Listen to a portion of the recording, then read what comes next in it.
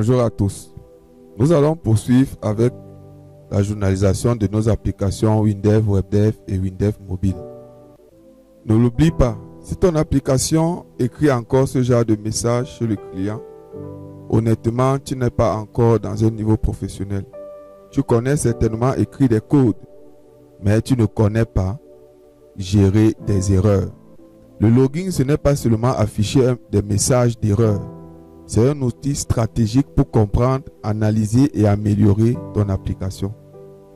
Dans ce module, nous allons intégrer le logging professionnel dans les applications WebDev.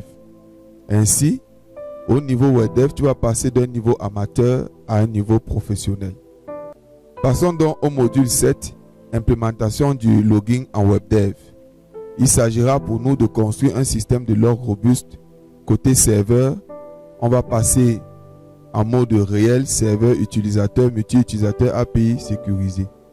Ici, on entre dans quelque chose d'important. Sachez que le logging en WebDev est critique. Il ne s'aborde pas de la même manière qu'en WebDev. Ainsi donc, vous devez loguer partout, à tous les niveaux. Côté serveur, côté client, loguer les API, loguer vos requêtes et loguer même vos outils de sécurité, d'authentification, ainsi de suite. Donc le log ici est vraiment plus robuste que côté WinDev.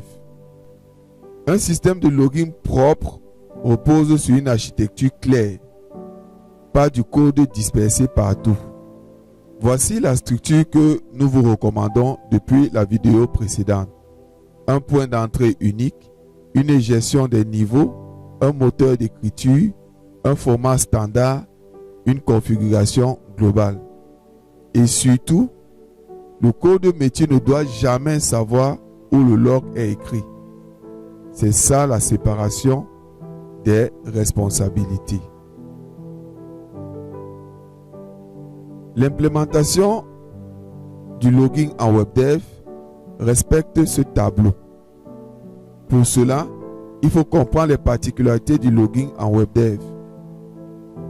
Côté serveur, il faut savoir qu'en WebDev, nous avons plusieurs utilisateurs et qu'en WebDev, il y a plusieurs requêtes HTTP qui sont envoyées et tout ça, vous devez loguer pour chaque utilisateur.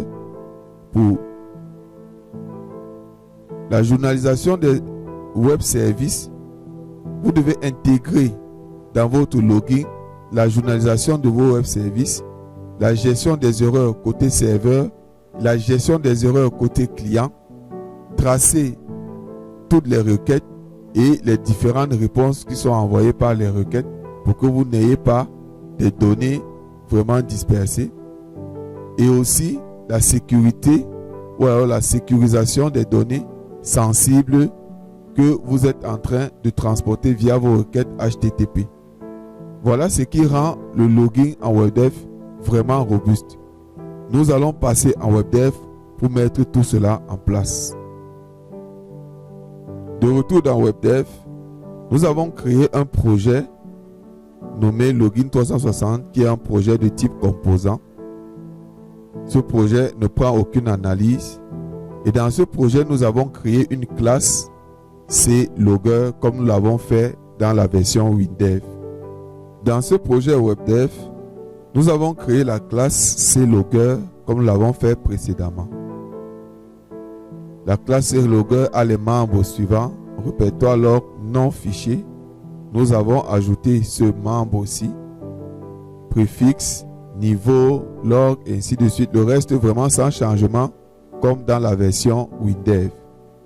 Ici, au lieu d'avoir des entiers, nous avons plutôt mis des chaînes directement comme ceci, ce qui nous a permis de supprimer la méthode niveau vers chaîne. Ainsi, on n'aura plus cette méthode à utiliser. Différemment de ce que nous avons fait dans la version WinDev, ici, nous avons plutôt travaillé avec notre constructeur. Lorsque nous déclarons directement une classe CLogger, cette classe, on peut directement entrer les informations donner les informations au constructeur pour qu'il nous construise directement la classe. Ce qui nous a aussi permis de supprimer directement la méthode log initialisation. Voilà comment s'écrit le code du constructeur avec tous les paramètres. Quand nous envoyons donc les informations au constructeur, nous avons ceci qui nous permet d'initialiser les valeurs d'une instance de CLogger que nous avons déclaré dans un projet.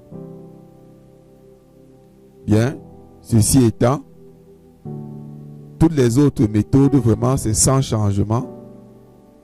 Telles que nous avons fait dans la version WinDev, nous avons repris directement toutes les mêmes méthodes que nous avons placées, vraiment sans véritable changement, en dehors du changement dont j'ai parlé au niveau de la méthode niveau vers test. Donc voilà ici pour écrire les exceptions, la méthode pour écrire les infos, la méthode pour écrire les warnings.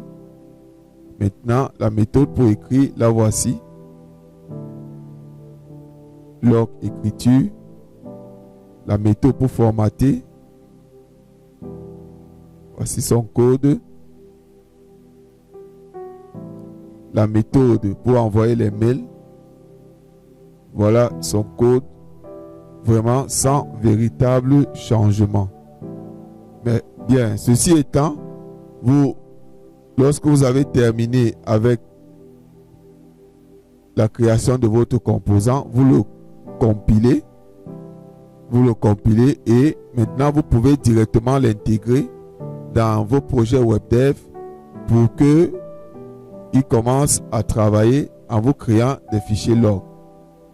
J'ai ouvert un de mes projets WebDev que voici. C'est un projet de gestion des agences de voyage qui produit les tickets de voyage, ainsi de suite. Donc, dans ce projet, j'initialise le logger à ce niveau-ci. Vous voyez, différemment de ce que nous avons fait dans la vidéo précédente, lorsque je déclare le log du jour comme étant un CLogger, je lui donne directement les paramètres et le constructeur va initialiser les valeurs du log du jour directement. Et ici, j'appelle donc la méthode log écrit info. De cette manière, il commence à écrire directement dans le fichier log.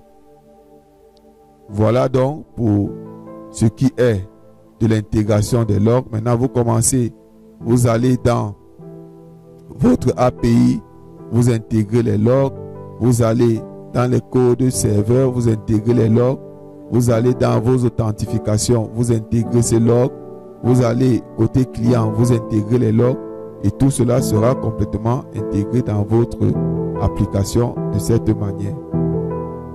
Voilà, merci d'avoir suivi cette vidéo. Ne manquez pas de liker, de commenter et surtout de vous inscrire pour ne rien rater de cette formation.